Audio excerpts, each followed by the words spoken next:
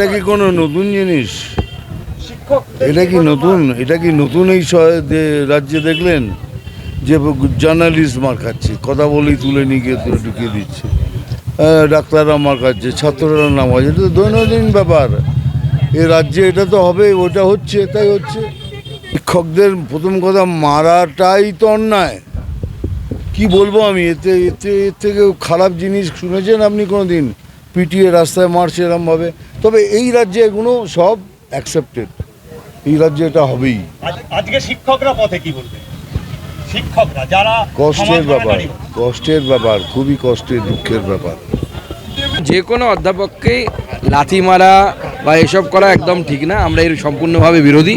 তৃণমূল কংগ্রেস ক্ষমতায় আছে বলে চাকরি চুরি হচ্ছে, এটাই নিয়ম। যতদিন তৃণমূল কংগ্রেস ক্ষমতায় থাকবে ততদিন চাকরি চুরি হবে। আপনি বাদরকে সিংহাসনে বসাবেন আর বাদর বাদরামি করবে না, তা তো আর হতে পারে না।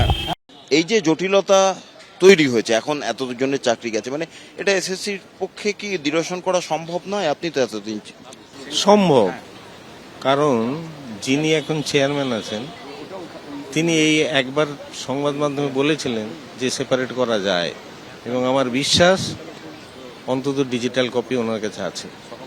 উনি চাপের কাছে চাপ কাটিয়ে উঠতে পারছেন। উনি এই সরকারের প্রথম কলেজ সার্ভিস কমিশনের চেয়ারম্যান ছিলেন। প্রথমবার যেভাবে রিক্রুটমেন্ট উনি করেছিলেন অধ্যাপকদের, তারপরে ওনাকে চলে যেতে হয়েছিল, সেটা আমি খুব ভালো করে জানি। অত্যন্ত বেদনার সাথে উনি গিয়েছিলেন। এতগুলো ছেলে, 19,000 ছেলে চোখের জলে ভাসাচ্ছে, যন্ত্রণায় মরছে, তাদের পরিবাররা মরছে, তাদের ছোট ছোট ছেলেমেয়েরা ভুগছে। সেই যন্ত্রণাটা ওনার কাছে বড় হলো না? চেয়ারটাই বড় হলো? সেই সিদ্ধার্থ মজুমদারকে তো আমি চিনি না, তাহলে এই কোন সিদ্ধার্থ মজুমদার? আমি ওনার কাছে আবেদন করছি, সমস্ত দ্বিধাদ্বন্দ্ব কাটিয়ে আপনি যা জানেন, যে মিরাজ কপি আপনার কাছে আছে, সেটা সুপ্রিম কোর্টে জমা দিয়ে যোগ্য অযোগ্য আলাদা করে দিন।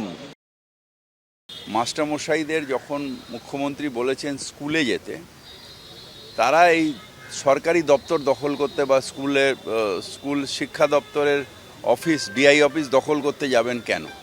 এখানে তো ডিআই অফিস দখল করে যদি আপনি ফাইলপত্র লোপাট করে, মানে ছিঁড়ে ফিরে ফেলেন, কোনো ক্ষতি হয়ে যায়, তখন তো সুপ্রিম কোর্ট বলবে যে আপনারা ইচ্ছে করে সেটা করেছেন, প্ররোচনায় পা দেবেন না।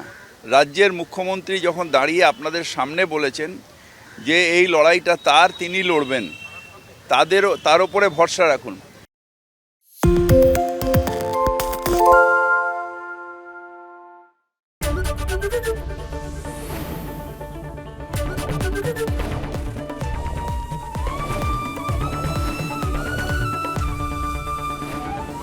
এবিপি আনন্দ, এগিয়ে থাকে, এগিয়ে রাখে।